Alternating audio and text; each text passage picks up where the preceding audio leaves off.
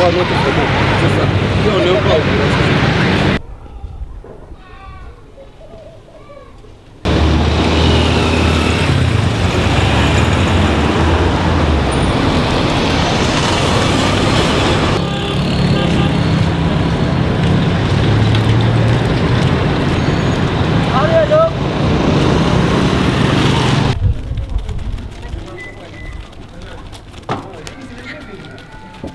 Le problème à Niamey, c'est que, comme un peu partout dans les autres capitales d'Afrique, c'est qu'il y a une classe moyenne sans cesse croissante et que cette classe moyenne-là a d'énormes problèmes pour se loger.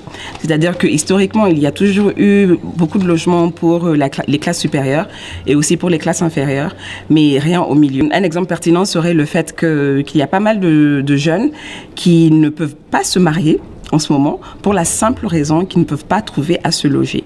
Et donc, ce projet s'inscrit dans une réflexion, à savoir déjà comment densifier les habitations, les terrains, les parcelles, pour offrir plus de logements, mais aussi comment créer des logements qui ont une taille adaptée, un certain niveau de qualité, une certaine réflexion sur leur coût, sur leur maintien à plein temps, c'est-à-dire que des logements qui ne coûteraient pas très cher à maintenir, surtout du point de vue de la facture énergétique, par exemple, ce qui est un gros problème. Essentiellement, il s'agit juste de purement réfléchir à comment est-ce qu'on vit au Niger. C'est aussi simple que ça. C'est-à-dire qu'au Niger, on est une société assez accueillante où le privé et le public est souvent difficile à discerner et on reçoit énormément et les gens peuvent venir vous voir à n'importe quel moment sans vous appeler auparavant, etc. Quand les gens viennent vous rendre visite, mais il faut toujours s'assurer d'être à peu près présentable, etc. parce qu'ils peuvent débarquer à n'importe quel moment. On ne peut pas être tranquillement installé dans sa cour, en train de prendre de l'air, etc., en petite tenue, par exemple.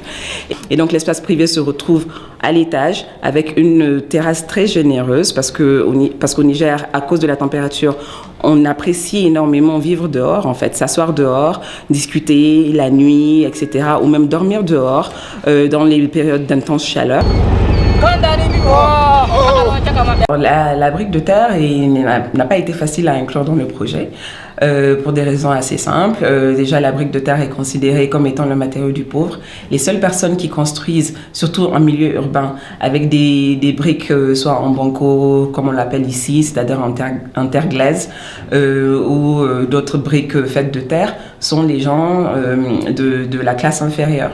Et donc, les personnes de classe moyenne estimeraient probablement que vivre dans une habitation faite en terre serait un peu une honte quelque part. Ça voudrait dire qu'ils n'ont pas les moyens ou qu'ils n'ont pas réussi. Ce serait signe d'échec quelque part. On pose FADA, donc espace FADA. On reçoit, on a des... Je rêve de vivre ici, sincèrement, après la visite, après ce que j'ai vu, parce que c'est très bien réfléchi. Parce que vu nos conditions naturelles, nos conditions familiales, ça fait vivre, en fait, on se sent en famille ici.